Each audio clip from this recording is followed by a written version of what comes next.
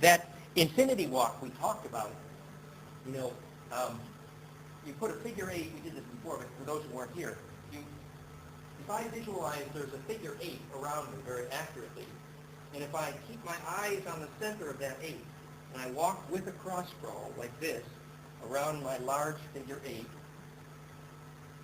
notice at this point I change direction. And that's the point that I was forced to do a radical change of blood flow in my brain. So as I do this, I feel, see that change right there, that change of direction right there? So as I do this, I feel my corpus callosum getting very hot. Right? So I can feel right now that this is warmer right here. Because I phase conjugated and compressed the blood flow there. And that exercise called Infinity Walk is a solution to dyslexia in the book by that title. The reason we discuss it here is because it illustrates the physics of how phase conjugation causes perception. And we want to start there in this segment because in this segment we're going to take the details of why the two pine cones crossing here, the two half hemispheres, the two pine cones cross, and when the two pine cones kiss, the plasma between them implodes and creates a centripetal force. Remember, that's the cause of perception, gravity, life force, color, alphabet, and time. Very important thing. The pineal gland is right above that cross point, and it's there to implode the juices in the perpendicular axis. Because if you look at the physics of actual phase conjugation in optics, phase conjugate optics is actually 4 opposing light cones looking approximately like. So if you draw a picture of how phase conjugation is done with lasers to create self-organization, it looks like that.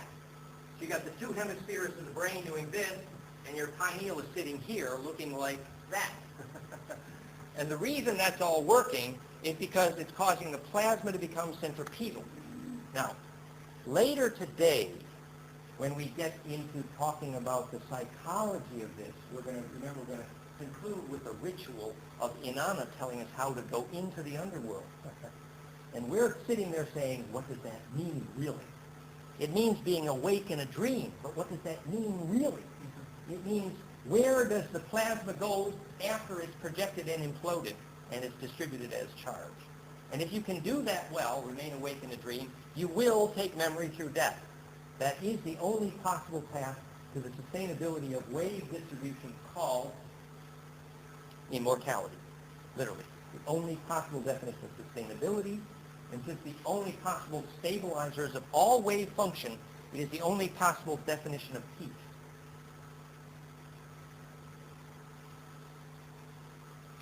And forgiveness. So since it's the only way any wave function can become self-organized and stabilized, that centripetal force becomes the only definition of peacemaking and the only definition of forgiveness. Perfect embedding, yes? So if you're going to understand the psychology we're going to do later in the day, you need to get the science we're doing right now. So please hang with me for a few more minutes on the science. I have to make another 45 minutes of core science. Then it's a free-for-all. Let's talk about whatever you get with, have fun together, and just play and relax. Play with this. But please stay with me for the core science. And the core science is,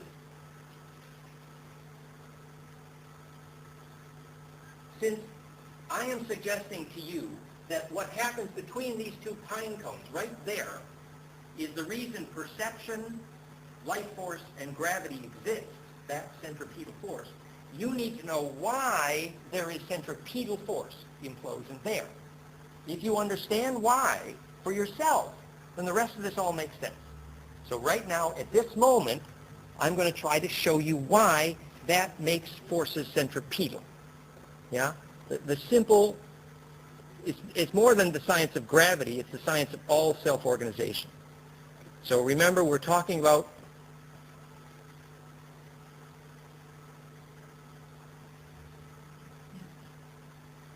the top-down view of the pine cone and DNA and every living protein, and the top-down view of Earth grid, zodiac, and universe. So DNA, Earth grid, zodiac, universe, and every living protein. This is a top-down view. And this is called phase conjugation, and this is called fractal, and this is 10 spirals of the golden mean. And this is waves crossing in golden mean ratio. That's what that is. And why does that become centripetal? That's the essential question. Therefore, become the only reason that gravity exists, not to mention life. That's the question we're looking at now. Now, to know how that works and why, you need to know the most important thing that screwed up poor Mr. Einstein. Remember, Einstein knew that infinite compression was the solution to everything. But no one told him that the golden ratio solves wave interference, and no one told him what a fractal was. That's why Einstein was a screw-up. Poor guy, I'm not picking on him, it's another one, but it's really rather embarrassing that today physics has no clue why an object falls to the ground and no clue what electric field makes light. That's disgusting. Frankly, it's embarrassing. It doesn't take, a 5-year-old can figure it out. And so really, Mr. Einstein, in today's physics, the fact that physics does not know that this is the only solution to wave interference, and therefore compression, is the reason that physics does not know this is the cause of gravity and light. And that is embarrassing. It's why our planet is retrograde, in terms of conscious evolution, because we didn't figure that out. Einstein knew infinite compression would solve all his problems, but he didn't have a clue how infinite compression worked. And the reason he didn't know was he didn't know that this ratio among waves made wave interference most constructive. And you can prove that in a simple equation like this. You just add and multiply waves in a non-linear medium. If the waves add and multiply in golden mean, you get most constructive wave interference. If they add and multiply in powers of 2 octaves, you get most destructive wave interference. Simple, easy physics. So when your physics teacher doesn't know why an object falls to the ground, it's because your physics teacher didn't realize that this was the solution to wave interference, and therefore the solution to compression. Remember, the solution to compression is the history of computing, the history of life, the history of gravity, the history of the unified field. It's all about the solution to compression.